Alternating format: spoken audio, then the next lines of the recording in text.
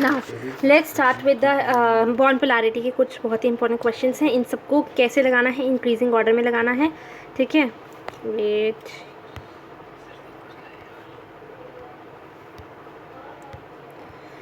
ओफो, या okay, increasing order में लगाना है इन सबको। और ये जो बात है इंक्रीजिंग ऑर्डर वाली वो ध्यान में रखनी है। चलो अब शुरू करते हैं। सबसे पहले इलेक्ट्रोनेगेटिविटी क्या होती है। Electronegativity is tendency to lose electrons, ठीक है। सबका पहले वाले का इलेक्ट्रॉनिक कन्फिग्रेशन लिखना है सबका। हाइड्रोजन का 1 ही है, ठीक है, छोड़ी दो उसको। तो कार्बन का 2 4, ठीक है, कार्बन का है। नाइट्रोजन का है 2 5, नाइट्रोजन का है। फ्लोरीन का देख लेते हैं ज़रा एक बार। फ्लोरीन होता है हमारा 9 ना, तो 9 का होगा 2 और 7, ठीक है। तो इलेक्ट्रोनेगेटिव कौन है इन सब में से सबसे ज़्यादा? फ्लोरीन जो होता है सबसे ज़्यादा इलेक्ट्रोनेगेटिव है। किसके कंपैरिजन में? हाइड्रोजन के कंपैरिजन में। टेंडेंसी टू लूज़ इलेक्ट्रॉन्स, यानी कि जिसकी सबसे ज़्यादा टेंडेंसी है इलेक्ट्रॉन्स को लूज़ करने की, क्या करने की? लूज़ करने की। सबसे कम हाइड्रोजन की है, ठीक है। इन दोनों को करो अभी, इन दोनों को सबको इरेज करते हैं और जो हाइलाइटर यूज़ करते हैं इसको अभी रखते हैं, एंड में देखेंगे। नाइट्रोजन का मैंने अभी बताया 2 5, तो 2 5 और 2 4 किसकी सबसे ज़्यादा टेंडेंसी है इलेक्ट्रॉन को लूज़ करने की? इसकी है कि नहीं? नाइट्रोजन की सबसे ज़्यादा टेंडेंसी है इलेक्ट्रॉन को लूज़ करने की, बिल्कुल। तो अब हम क्या करेंगे? अब हम नाइट्रोजन आएगा सबसे पहले, इंक्रीजिंग, छोटे से बड़ा, अच्छा सबसे कम। चलो पहले फिर हाइड्रोजन HCl और HF को देखते हैं। फ्लोरीन की सबसे ज़्यादा है, क्लोरीन की देखते हैं 2 8 7, इसकी भी 7 है। हाइड्रोजन फ्लोराइड की 2 7 है। तो किसकी सबसे ज़्यादा प्रोबेबिलिटी है? इसकी। तो पहले ये आएगा, सेकंड ये आएगा, थर्ड ये आएगा, फोर्थ। अब इन दोनों को देखते हैं, कौन इन दोनों में सबसे ज़्यादा इलेक्ट्रॉन है, ठीक है। CH4 और CO2 को देखते हैं। CH4 CO2, ऑक्सीजन का देखें तो 2 6 होता है। तो इसकी सबसे ज़्यादा टेंडेंसी है लूज़ करने की इलेक्ट्रॉन्स? बिल्कुल भी नहीं, ठीक है। तो इलेक्ट्रॉन्स लूज़ करने की टेंडेंसी नहीं होती, इलेक्ट्रॉन्स गेन करने की टेंडेंसी होती है सबसे ज़्यादा, ठीक है। इलेक्ट्रोनेगेटिविटी, बिल्कुल। तो ऑक्सीजन 2 6 है, हाइड्रोजन 2 1 है, 1 1 1। तो अगर देखा जाए सर टेंडेंसी किसकी है? हाइड्रोजन की है कि ऑक्सीजन की है? चलो इसका सोल्यूशन देखते हैं हम।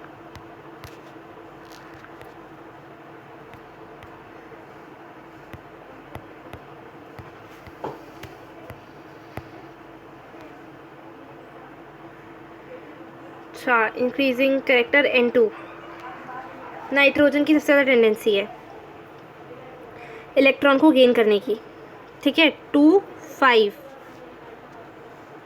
ठीक है। कितनी है? 6 7 8 3, सबसे ज़्यादा टेंडेंसी।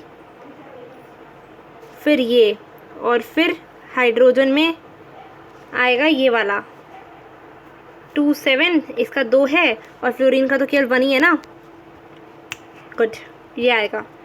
फिर आएगा हमारा CH4 भी नहीं आएगा। फिर हमारा HF आएगा, और फिर आएगा हमारा CO2, ठीक है। अच्छा, कुछ और एग्जांपल्स देते हैं हम। चलो आगे बढ़ते हैं, एग्जांपल्स छोड़ते हैं अभी, टॉपिक खत्म करते हैं। पोलर वर्सेस नॉन पोलर बता दिया मैंने।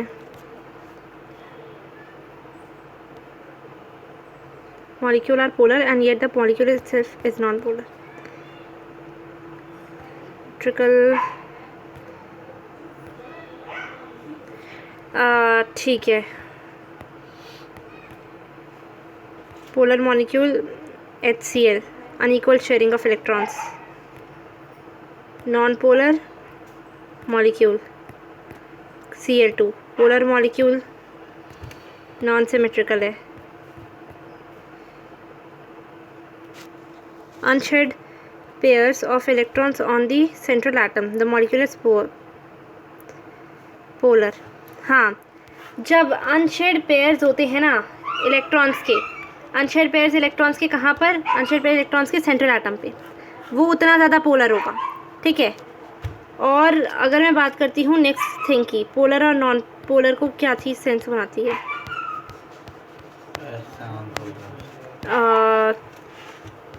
तो अब इसको मेमोराइज करते हैं 5 शेप्स को, VSEPR।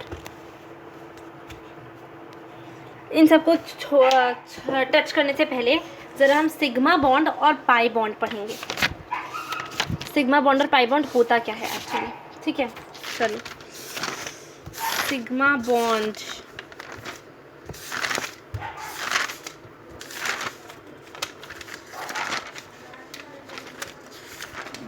Sigma bond and pi bond, right.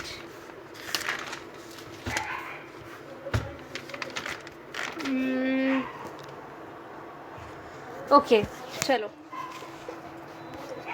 एक काम करते हैं, हम पहले लिमिटेशंस पढ़ते हैं ल्यूइस कॉन्सेप्ट के। सब कुछ हटाओ, कुछ भी नहीं पढ़ना अभी हमें।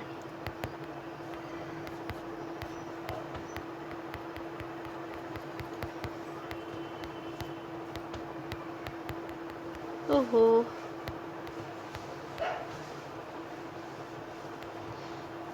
अभी हम पढ़ेंगे सिग्मा बॉन्ड और पाई बॉन्ड को छोड़ो, लिमिटेशंस पढ़ेंगे ल्यूइस कॉन्सेप्ट की। Limitations of Lewis concept, Lewis concept के लिमिटेशंस क्या क्या थे? सिंपल जो थे लिमिटेशंस थे, हम जानते हैं that noble gases can't form compounds but noble gases such as xenon and krypton form compounds, ठीक है।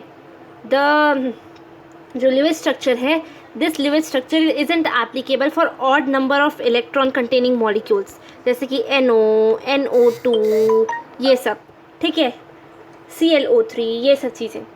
साथ ही साथ मैनी मॉलिक्यूल्स, बहुत सारे molecules who have are stable despite of having less than 8 electrons, 8 electron से लेस होंगे तब भी, एंड मोर देन 8 इलेक्ट्रॉन्स होंगे तब भी, ठीक है।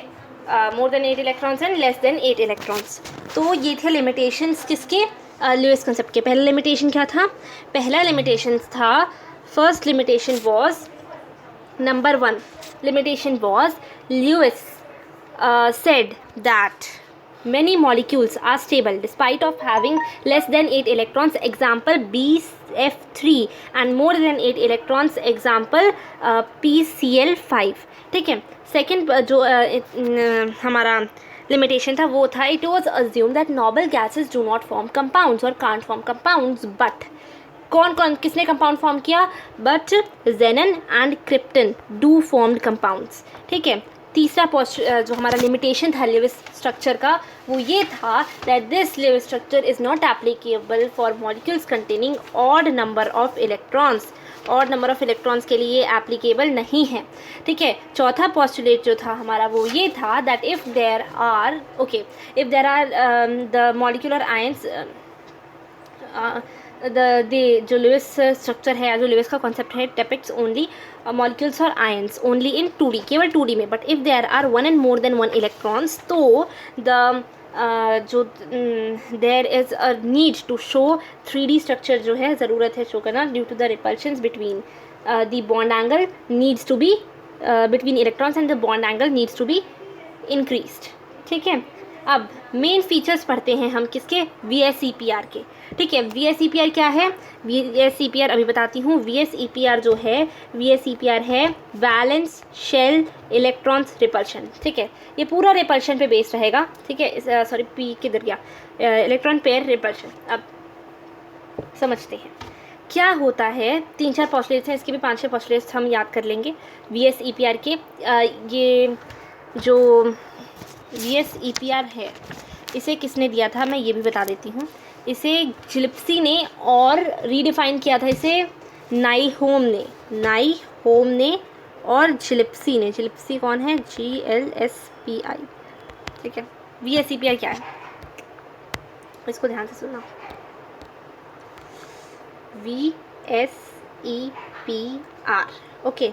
पॉइंट नंबर 1, मैनी मॉलिक्यूल्स जो हैं, the shape of the molecule, basically the shape of the molecules किस पे डिपेंड करता है? Number of valence shell electrons around the central atom, number of valence shell electrons भले ही बॉन्डेड हो चाहे नॉन बॉन्डेड हो, किसके अराउंड, सेंट्रल एटम के अराउंड, ठीक है।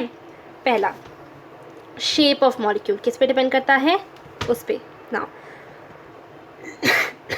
सॉरी, जो वैलेंस शेल है, वैलेंस शेल, ठीक है, वैलेंस शेल जानते हैं ना, outermost shell, it is taken as a sphere and the electrons, valence shell electrons act as the electron pairs localizing on the spherical surface at maximum distance from one another, ठीक है। जो basic motive होता है इसका ये होता है that there are many pairs of electrons that do repulsions, ठीक है, जो रिपल्शन करते हैं, ठीक है। Pairs of electrons in the valence shell, जो पेयर्स ऑफ इलेक्ट्रॉन्स हैं, पेयर्स ऑफ इलेक्ट्रॉन्स कहाँ पे, वैलेंस शेल में, pairs of electrons in the valence shell क्या करते हैं वैलेंस शेल में, दे डू रिपल्शन, ये रिपेल करते हैं, ठीक है।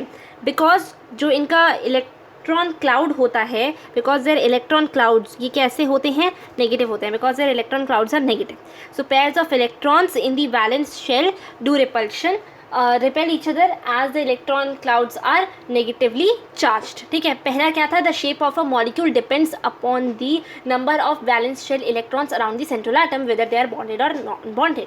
सेकेंड था the pairs of electrons repel each other as the electron जो है एक दूसरे को रिपेल करते हैं as their electrons since the electron clouds are negatively charged। तीसरा है these pairs of electrons tend to occupy such positions in space which are that minimize repulsion and maximize the distance। अब क्योंकि repulsion हो रहा है तो ये जो हैं ये ऐसा स्पेस ऑक्यूपाई करने की कोशिश करेंगे, ऐसे पोजीशंस ऑक्यूपाई करने की कोशिश करेंगे उस स्पेस में जो मिनिमाइज़ करे रिपल्शन को और मैक्सिमाइज़ करे डिस्टेंस को, क्योंकि रिपल्शन तभी पॉसिबल है जब डिस्टेंस कम पॉसिबल है, मतलब हम अवॉइड कर सकते हैं रिपल्शन को जब डिस्टेंस ज़्यादा हो, ठीक है। तो फोर्थ पोस्टुलेट हमारा क्या कहता है, फोर्थ पोस्टुलेट हमारा ये कहता है that the electron pairs tends to occupy such positions in space which minimize distance, minimize repulsion and maximize distance, ठीक है। फोर्थ हो गया। नाउ फिफ्थ वन जो है हमारा, फिफ्थ वन ये कहता है दैट जो वैलेंस शेल हैं, the valence shell acts as a spherical surface, ठीक है, spherical surface where with the surface with electron pairs localizing the spherical surface from one another। और जो मल्टीपल बॉन्ड है, a multiple bond is treated to be a single bond. Single electron pair, जो multiple bond है उसको single electron pair कहा जाता है। मैंने बताया था ना भी जब बॉन्ड पेयर 8 हो रहे थे तो कितने शेड इलेक्ट्रॉन से 8 हो रहे थे तो कितने बॉन्ड पेयर हो गए, 4। Similarly, multiple bond is treated as if it is a single electron pair, as if it is a single electron pair, कि वो एक single electron pair है, and the 2 or 3 electron pairs are considered to be a single super bond, super single bond, ठीक है। single super pair कुछ भी कह सकते हैं।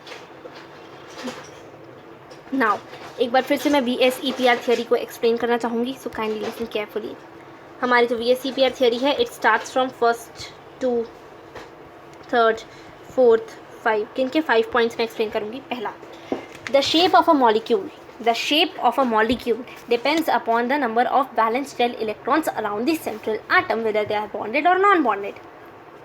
second postulate is that the pair of electrons repel each other as the electron clouds are negatively charged। तीसरा, these pairs of electrons tend to occupy such positions in space that are ऐसे positions in space में जो कि that minimize repulsion and maximize distance। Fourth, the valence shell acts as a sphere while the electron pairs get localized on the surface, ठीक है, at maximum distance from each other।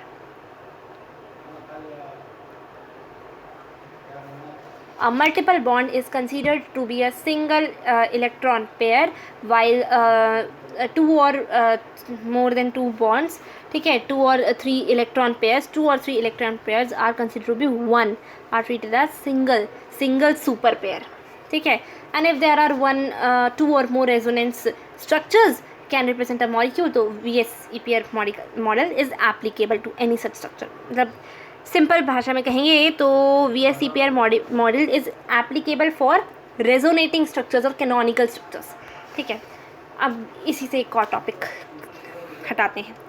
उस topic का नाम है, हम ज़रा देखते हैं कहाँ जा सकते हैं हम पीछे, सब कुछ जहाँ पे खाली हो जाए। चलो यहीं पे चलते हैं। अब हम पढ़ते हैं रेजोनेंस। ये रेजोनेंस क्या होता है? इसमें 3-4 टॉपिक हैं, मैं सबको एक्सप्लेन करती जाऊँगी। एक तो है रेजोनेंस, दूसरा है हमारा रेजोनेटिंग स्ट्रक्चर, तीसरा है हमारा रेजोनेंस हाइब्रिड,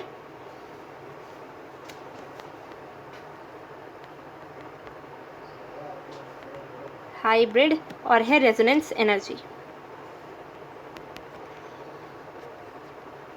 इन सब टॉपिक्स को फिनिश करते करते मैं सबको कट कर डालूंगी। Now what is resonance? When a molecule has more than one possible structures, जब एक मॉलिक्यूल का एक से ज़्यादा पॉसिबल स्ट्रक्चर्स होता है, इलेक्ट्रॉन डॉट स्ट्रक्चर्स, कैसा structure? Electron dot structures, then the phenomena is known as resonance. ठीक है, ये कंप्लीट। तो उस फिनोमिना को हम क्या कहते हैं? रेजोनेंस कहते हैं। Next, resonating structures. What are resonating structures? Resonating structures are those structures which consist of all possible structures in one structure, and these structures are ये तो रेजोनेंस हाइब्रिड हो गया ना। Resonance hybrid are those structures are consider to be those structures which consist all possible structures in one structure, they are real in nature and are hypothetical in nature. ये resonance hybrid हो गया। Resonating structure, जिसको हम canonical structure बोलते हैं, ये क्या होता है? कैनोनिकल स्ट्रक्चर और resonating structure is such structure when a molecule is when the possible structures are जो है possible structures जो हैं कैसे अक्कर होते हैं। ठीक है, कैसे? when the possible structures occur due to different positioning of the electrons, electrons की अलग अलग पोजिशनिंग की वजह से, इलेक्ट्रॉन्स की डबल और ट्रिपल बॉन्ड की। ठीक है, so resonating structures are those possible structures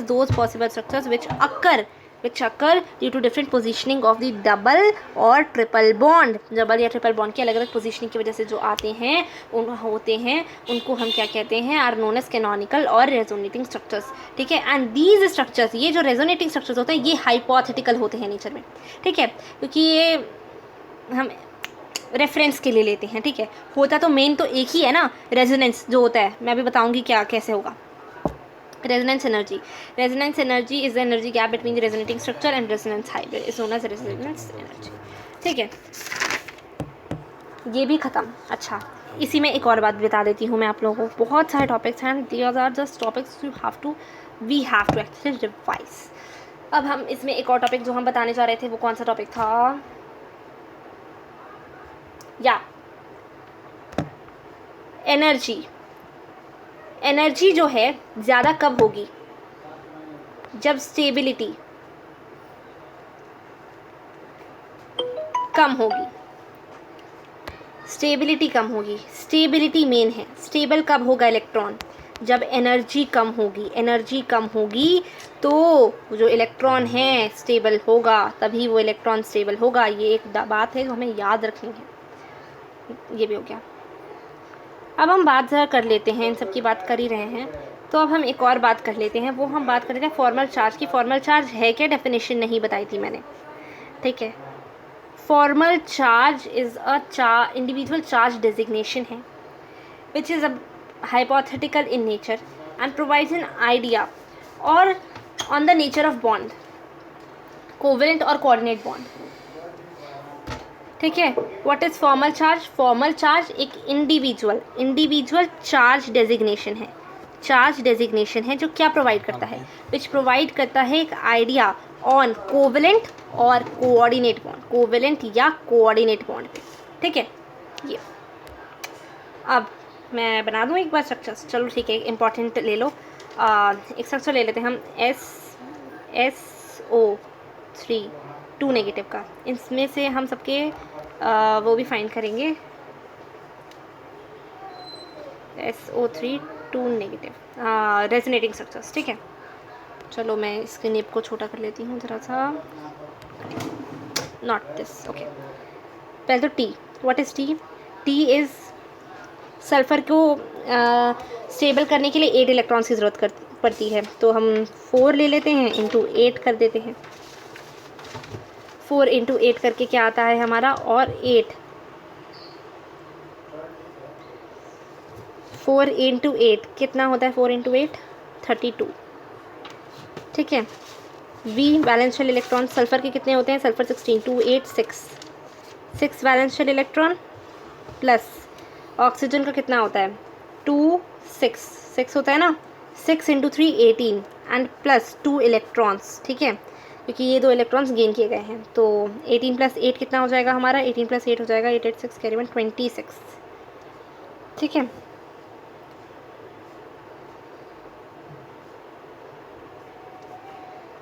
S 32 में से 26 गया, 36 में से 32 में से 26 गया, 12 6 क्या 6 6, यानी कि कितने बॉन्ड पेयर बनेंगे? 3 बॉन्ड पेयर बनेंगे। यू यानी कि 26 में से 6 गया, यानी कि 20 यानी कि 10 बॉन्ड पेयर बने, लोन पेयर बनेंगे, 10 लोन पेयर बनेंगे, ठीक है। अब ज़रा हम स्ट्रक्चर बनाते हैं। ये एस है, ये ओ है, O3 ये डबल बॉन्ड बनाता है। कितने बॉन्ड्स बने थे? 3 बॉन्ड्स बन गए, ठीक है। याद रखना कि ये डबल बॉन्ड बनाता है हमेशा। अब ज़रा इलेक्ट्रॉन्स को सब्स्टिट्यूट करते हैं हम, ये छोड़ो।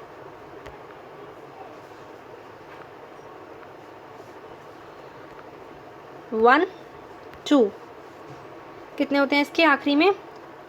कितने होते हैं इसके? इसके होते हैं आखिरी में कितने?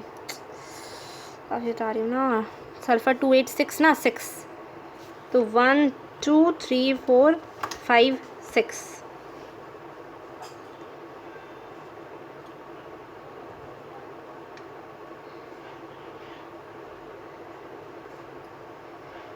ठीक है, 6।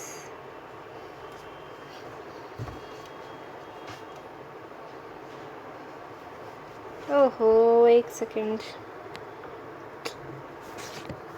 ये तीनों ऑक्सीजन के साथ बॉन्ड पेयर बनाएगा ना यार, देखते हैं ना। अगर हम इसको लेते हैं 1 2 3 4 5 6, इसने 7 8 2 लिए और 2 दे दिए, 1 2 3 4 5 6 7 8 2 दे दिए, 1 2 5 6 7, ठीक है।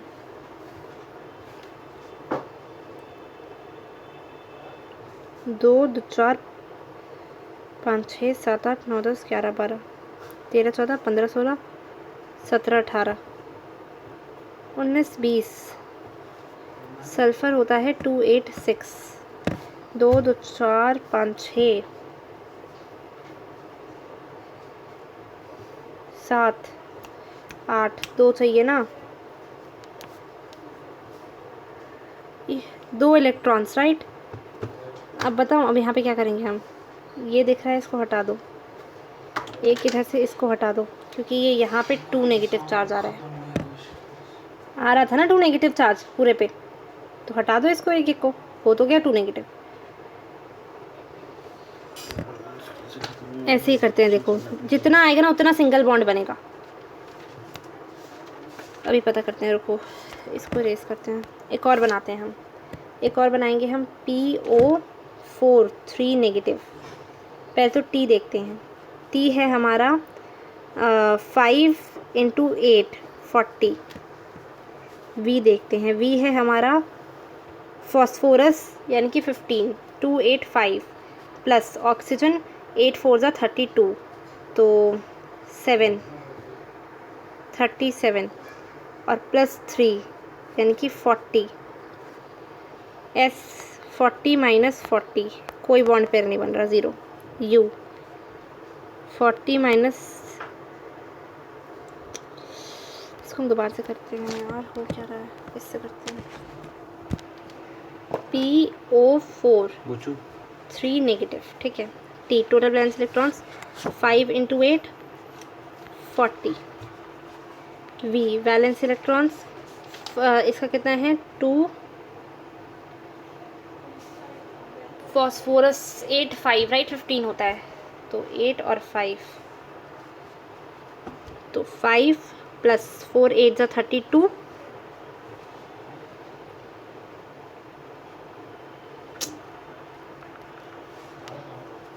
4 6 होता है ना, 2 6, तो 6 4 ज़ा 24 प्लस 3 27 प्लस 5 2 32। एस 40 में से 32 जाता है, कितना आता है 8 8 इलेक्ट्रॉन्स, यानी कितना bond pair, 4 bond pair. You 32 minus 8 4 24, यानी कि 12 लोन पेयर। ठीक है,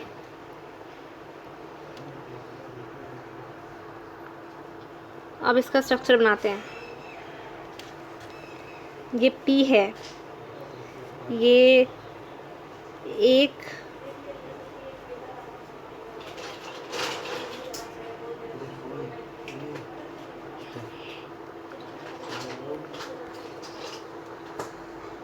O, ठीक है, 1 2 3 4 5 6 1 2 3 4 5 6 6 plus 6 12 1 2 3 4 5 6 12 1 2 3 4 5 6 12, ये चारों मिला के लोन पेयर तो होगा, मेरा 24 इलेक्ट्रॉन्स हो चुके हैं। ठीक है, अब इसने शेयर किया है कितना, इसके पास फॉस्फोरस के पास कितना होता है, फॉस्फोरस के पास होता है 5, तो 1 2 3 4, ठीक है 4 ये बना देंगे तो क्या फ़र्क पड़ जाएगा, एक इलेक्ट्रॉन हटा के।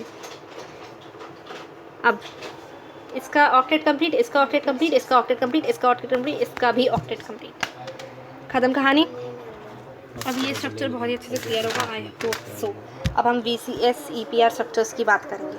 अब हम सिर्फ और सिर्फ VS EPR स्ट्रक्चर्स की बात करेंगे। VS EPR स्ट्रक्चर्स मैं अच्छे से बनाती हूँ, कैसे बनाया जाता है। ओके नाउ, सबसे पहले तो 2 का केस बनेगा, तो AB 2 का टाइप, ठीक है 2 का टाइप बनेगा तो ऐसे बनेगा AB, इधर बॉन्ड B, ठीक है। अरे ये ले लो,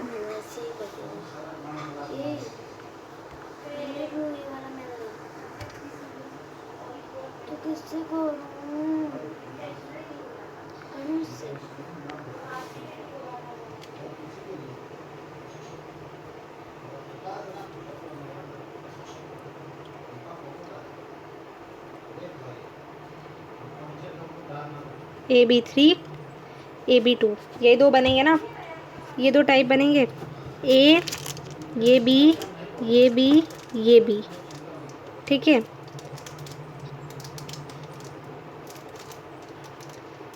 AB2L टाइप कैसे बनेगा, ये B ये B, ठीक है 3 का हो गया। 4 AB4 type, AB3L type, AB2L2 type, 2 bond pair होंगे इसमें, प्लस 2 लोन पेयर होंगे इसमें, 2 बॉन्ड पेयर होंगे इसमें, प्लस 1 लोन पेयर होगा इसमें। चलो AB4 को देखते हैं, ये बना ये बना ये बना, इधर ही बनेगा थोड़ा,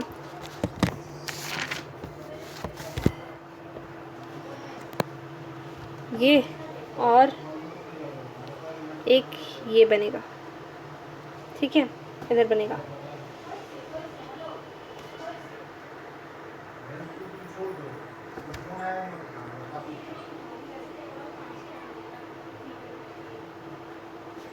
वन 1098 28 मिनट्स, ठीक है minutes. AB3L type, A B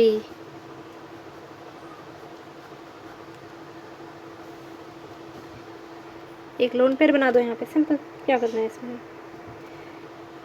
तो इनके नाम भी हैं, इनके नाम मैं बता देती हूँ। इसको हम ट्रायंगुलर पिरामिडल कहते हैं, ट्रायंगुलर पिरामिडल, ठीक है ट्रायंगुलर पिरामिडल कहेंगे इसको हम। AB2L2 का बना देते हैं, A B2L2 B2 2 B 1 L2, ठीक है ये बेंट,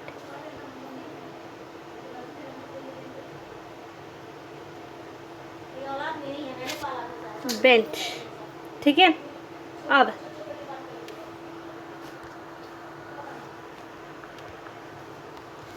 हम बनाएंगे इसका 5 वाले का, AB5, AB4L, AB3L2, AB3L2 हो गया, AB2L3, ठीक है। इसका कैसे बनेगा? AB5 का एक भी इधर बना दो, एक भी इधर बना दो, एक भी इधर बना दो, ये 3 तो समझ में आते हैं ना। तो 1 2 3,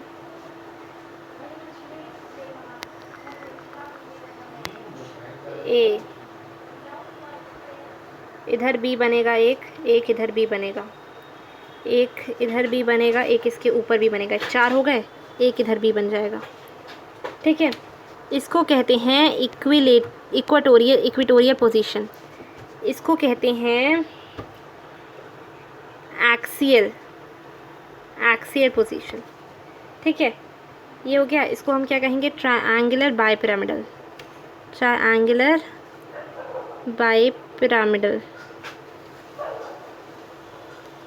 ठीक है। अब आगे बढ़ते हैं, नेक्स्ट केस AB4L वाला। तो ये A, ठीक है, 1 2 और एक ये B, इधर भी B और इधर बन जाएगा लोन पेयर। इसको हम कहते हैं seesaw shape. Next case AB3L2, A 1, चलो ये 3B, ये हो गए। इसको हम कहते हैं बेंट टी शेप।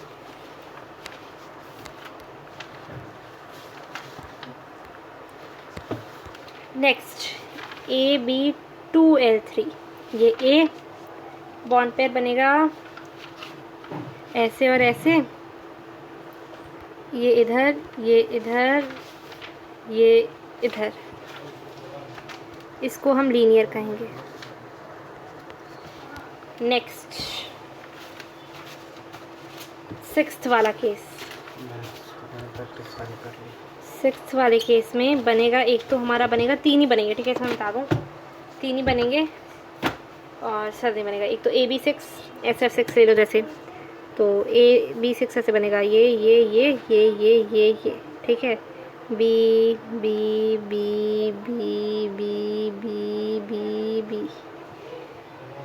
ठीक है। अब AB5L, इसको हम कहते हैं ना स्क्वायर पिरामिडल, ठीक है। अब हम बात करते हैं अगर AB2L 5L की, तो ये A, ठीक है, 3 4 5, B, ये, ठीक है।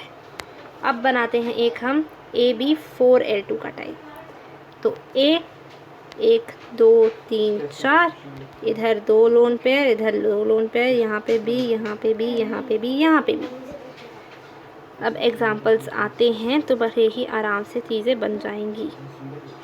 अब अगर हम स्ट्रक्चर बनाते हैं HCOF4 का, तो ये कैसे बनेगा? जेनन का बनेगा, 8 इलेक्ट्रॉन्स होते हैं, ठीक है। ऑक्सीजन का 1 ऑक्सीजन यानी कि इसके वैलेंस इलेक्ट्रॉन्स हो जाएंगे हमारे 2,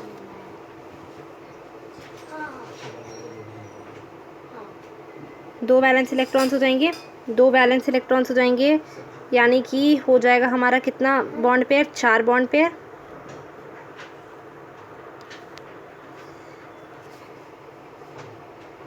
है ना। ये कितने हैं? 4 फ्लोरीन यानी कि 4 इलेक्ट्रॉन, यानी कि 2 लोन पेयर, 2 इलेक्ट्रॉन। चलो अब इसको हम आगे